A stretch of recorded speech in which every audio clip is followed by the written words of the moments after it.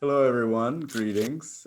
Today we have Jesse Klinkhamer from Klean Industries, CEO of Klean Industries, and we're going to be talking about lessons and tips in working with large corporates from the perspective of small and medium-sized businesses. And Jesse, to get us started, maybe you could just tell us a little bit about Klean and some of the markets that you serve. Sure. Thanks a lot for having me today, Paul. Appreciate it. Klean Industries, we focus on converting waste into a few things. First and foremost, electricity, liquid fuels, recovered resources, and then sometimes customized products, depending on what they are, but all focused on processing waste. We serve markets in Asia, North America, and mostly Europe. We are slowly now just starting to enter the South American market opportunity, but as we all know, there's no shortage of waste, just a knowledge of how to convert that waste into something of high value. Yeah, certainly no shortage of waste. And, it's a fairly big topic these days in a lot of different forums. And it does feel like the big brands and the major suppliers out there of plastic material are beginning to take this challenge seriously, as is the rest of the planet. So I imagine that feels a little different to you than maybe even 10 years ago. What is your sense about, is there some momentum on this topic? Yeah, that's a great question, actually. Part of why we created Klean Industries in the first place was, and it's a long story, but we don't have enough time here to go into that, but was plastic waste on remote islands that were washing up in the South Pacific. And it sort of led to some thinking and management as to what's going on and where's all this plastic coming from. And it seems kind of strange that it's taken 20 years for this to actually become an issue where people are now, starting to address the challenge, because it was an issue 20 years ago.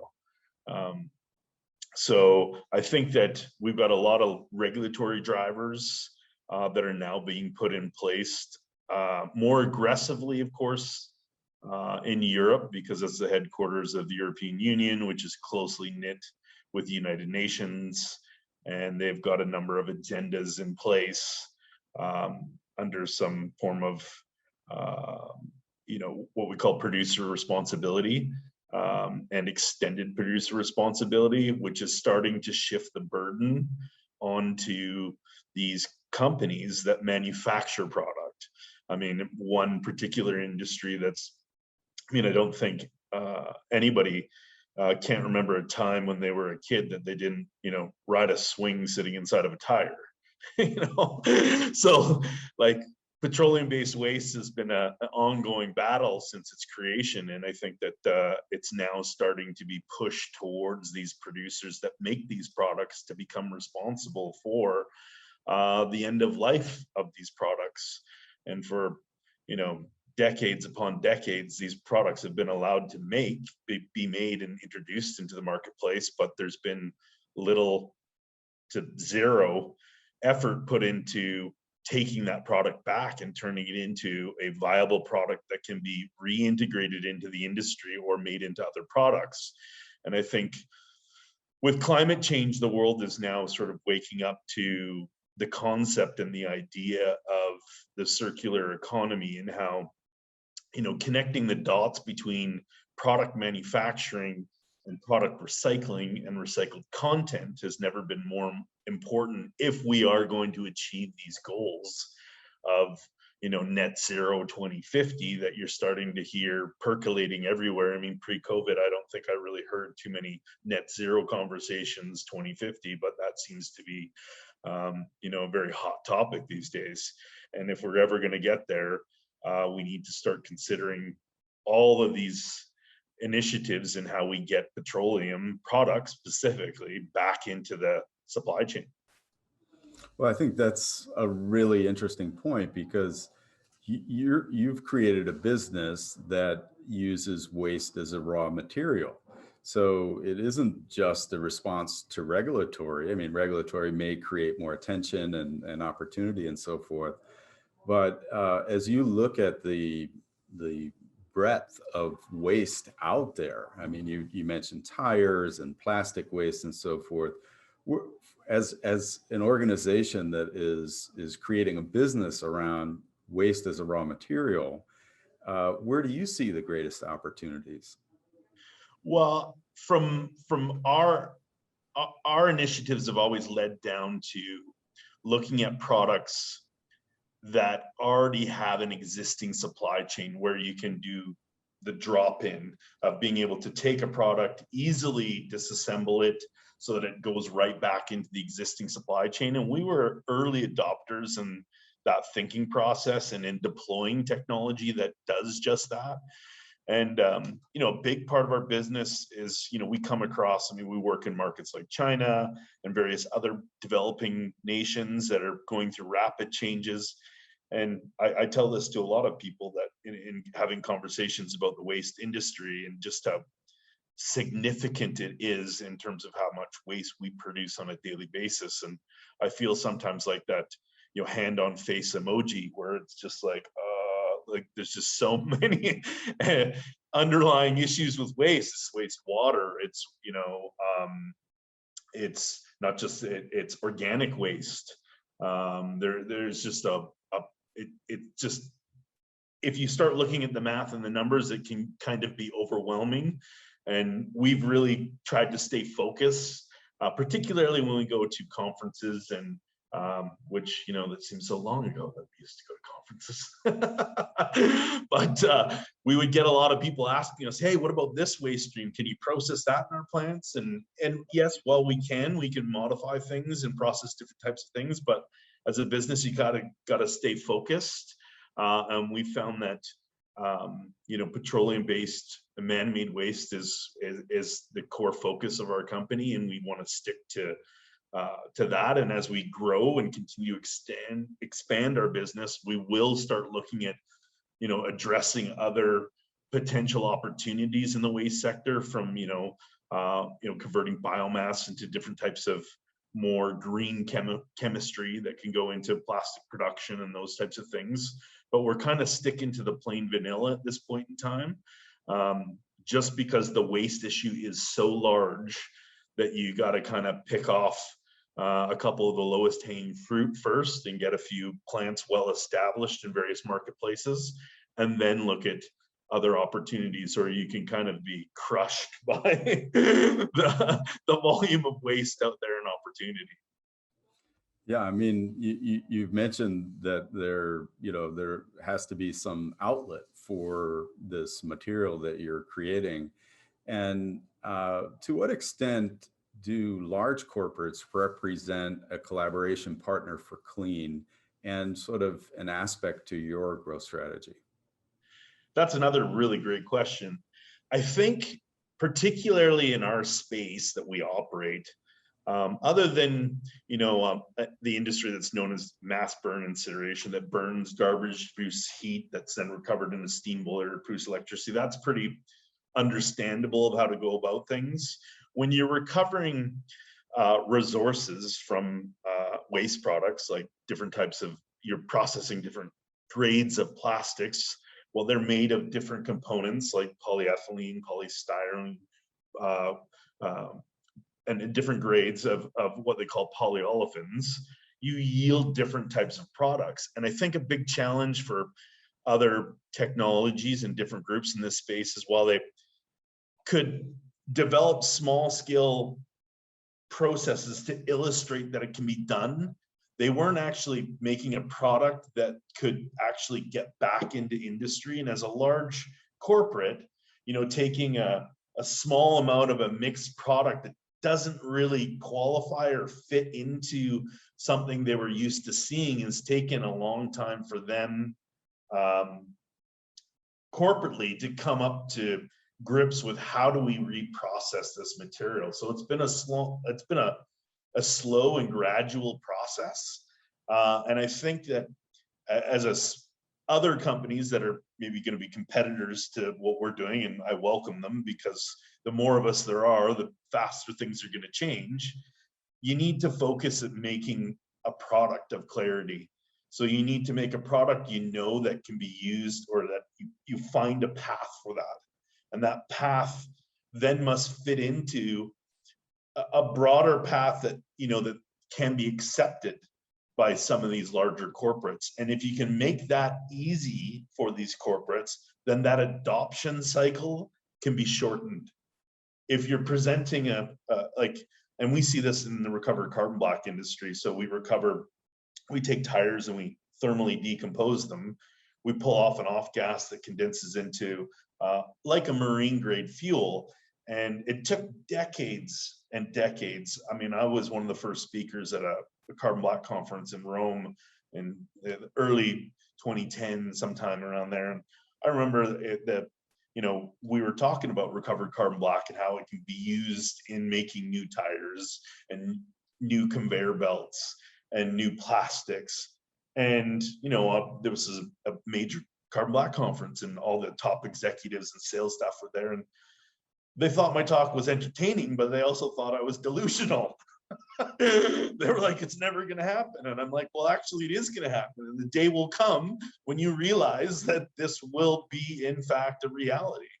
And that was part, I think, because they'd heard this story before. I mean, pyrolysis of tires is nothing new. I mean, it started percolating in industry in the early 90s when technology started, it started its growth trajectory. And I think the biggest problem was people were making a product and knocking on the doors and taking this product to these carbon black manufacturers saying, hey, we make carbon black. And then they look at it and they're like, well, that's not carbon black.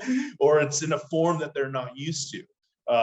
So a big part of that challenge of what we've seen today is the technologies come further, the know-how's come further, and the sales process of producing a product that fits the supply chain in terms of recovered carbon black.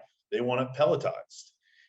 They want it a certain size. They want it oil-free. Well, these are all things that they knew initially that they would need, but it was a slow sharing process of getting that put down to the developers of technology to then produce a product that now it makes complete sense, and now they can blend it. In some cases, they can fully replace product made from virgin carbon black with recovered carbon black. So that's a prime example of wanting to get people to understand what you need to do in this space to shorten that cycle. Yeah, I think it's an interesting point, that sharing of knowledge on the existing infrastructure. And, the larger corporates sort of have this established infrastructure, this capital costs, and they have a means of doing business. And now maybe through consumer pressure or regulatory, there's more pressure to use recovered materials in their products. So I imagine, the large corporates continue to be important as an outlet for material, but also, as you just indicated, that they also define more information about the existing infrastructure that you can align with. And so that sort of probably helps your business model. Completely. And it's a scale game as well, right? You got to understand, in general, if you have a very tiny facility, and while that's great, you're making a difference, and each specific project has to be developed on a case-by-case basis for the market it's in. Because if you're only producing, and we've seen this in some of our discussions with some of the large corporates, is, we make in one particular facility a marine grade fuel, but that's great. But unless we're producing, 400,000 tons of it annually, that's not really of interest to them. But other things down the supply chain of higher value, but of less quantity, does make sense. So it's finding those sweet spots within product manufacturing and understanding where you can go that sometimes takes a little bit of discussion. And, I think a lot of times, particularly companies in my space, have this expectation that they can get an introduction and that things are going to happen right away. And that's just not the way the big corporate companies work. It's, it's all about the due diligence, exchanging information and ideas, and then working towards a path where then the right people start getting on the bus within this decision-making process after it's come through some technology validity and been talked about and discussed and then seen, then it starts, gaining some momentum. But I think people need to be patient, and they need to take on board a lot of what we've just discussed. Yeah, I think you did bring up a fair number of sort of tips and pointers for other leaders of small and mid-sized businesses who are attempting to work with large corporates. I mean, you sort of indicated it can take some time. You need to be patient. You've talked about in some ways that finding a sweet spot, because there may be multiple different avenues within a large corporate. There may be multiple different stakeholders who need to be brought on board. And there's a sequence in evaluating the technology, and then understanding the business case, and then understanding those sweet spots and the infrastructure and so forth. And I think in some ways your business hits on two fronts. One is that it's in some ways a platform technology, converting and creating a new raw material. And in another way, you're isolating potential sweet spots where it can be applied. And so, in some cases, it may be the large corporate needs to look both at a platform, which is a bigger evaluation, and, on specific sweet spots. Yeah, correct. I mean, getting back to the case by case example, there is certain opportunities in certain places that are going to exist in other places where that opportunity does not. So, that's a strategic thinking through that as well. Is it hard to, what is your feeling in terms of being able to isolate those sweet spots? Is it a bit of a guessing game, or do you have some thought around how best to get to those points of interest? Yeah, it's always a collaborative effort for sure, and understanding, what assets within a big corporate are producing what type of product in what jurisdiction. When you can understand those assets, the demand for a certain type of product in a certain location, then you can reflect on the potential for feedstock within an area, and then you can put the right technology within a jurisdiction that makes a whole lot of sense. As an example, putting a plastics project together, let's just say in a place that generates so much plastic, it's crazy, and Thailand, for example, in the tourist industry, where there's a lot of disposable plastics being produced in an environment where lots of people are coming and going. It's just inherent to that industry and to that sort of growth area of Asia.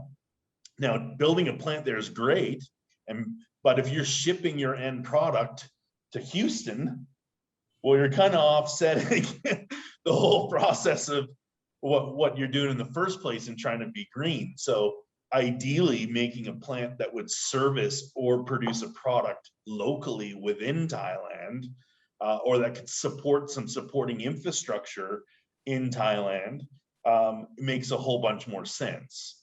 And that may not be a current player you may be talking to, but it could be a competitor of that player. But those are all things that, are a process of evaluation. And I think we're starting to see, rolling back to the beginning of this conversation, we're starting to see the larger corporates start to say, hey, we're receiving the message from consumers, and we got to start, putting some of this wealth that we've generated over the past, few decades back into, reinventing our mission.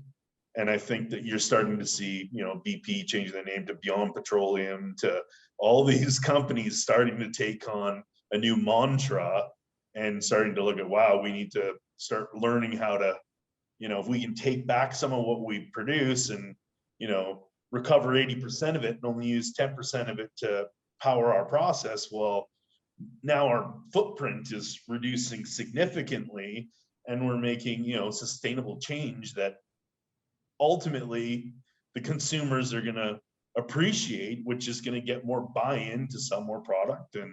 And so it's that whole connecting the circularity of it. And I think finally we're starting to see, we were just 20 years too early. You know, we've spoken with leaders in a decent number of large corporates who are pretty excited about what they see in the marketplace from small and medium businesses, the innovation that's been going on sort of behind the scenes or maybe out of their view for years, and now is sort of coming to the point at which, you know, it may be suitable to align with their scale. And so I've asked leaders in large corporates, you know, I think, you know, leaders of mid-sized businesses get sort of excitement when dealing with large corporates because they see the potential. And I've asked, you know, large corporates, do you get excited when you're interacting with small and medium businesses? And definitely there is enthusiasm, there is excitement, it is a learning process. What does it feel like as a leader of a small or mid-sized business, as you're meeting with and educating, you know, large corporates in terms of your business? Do you get excited? How do your teams feel? What does it feel like in your world? Yeah, that's an interesting question. I find it really exhilarating personally. I mean, there's, you know, when you got a room full of highly intelligent people, and you know, you got to think most of these large corporations have highly educated people on their staff that have been through decades of engineering and thermal engineering, chemical engineering, all kinds of stuff. So they're highly attuned to processes and how, and when you can share knowledge and information that you've gained doing something on the opposite side of things, and then the minds meet and you have an aha moment. I mean, it's really fulfilling. It's really like you can see the light bulbs go off and you can see like, wow, that's exactly how we need to approach it. And why didn't we think of that before? But it's just seeing it from a different angle, and it takes that collaboration to make that happen.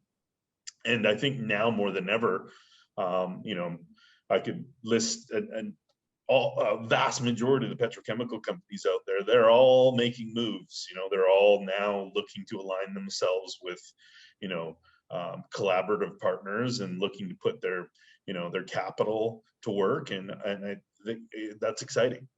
You know, we got a long road to go because we got a lot of waste everywhere, but they're now starting to see that it's not waste; it's a resource. Well, that's exactly right. And maybe, you know, if you could just summarize through these collaborations with large corporates, what do you hope to accomplish?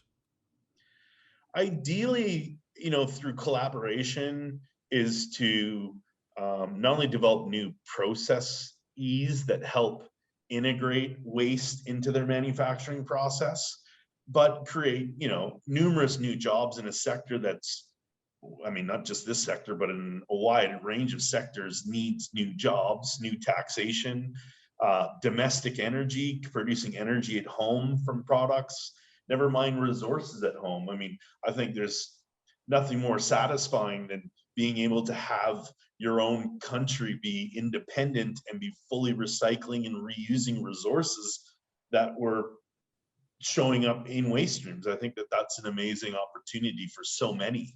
And I think that, you know, the concept of shipping waste to Asia was just disjointed from the get-go.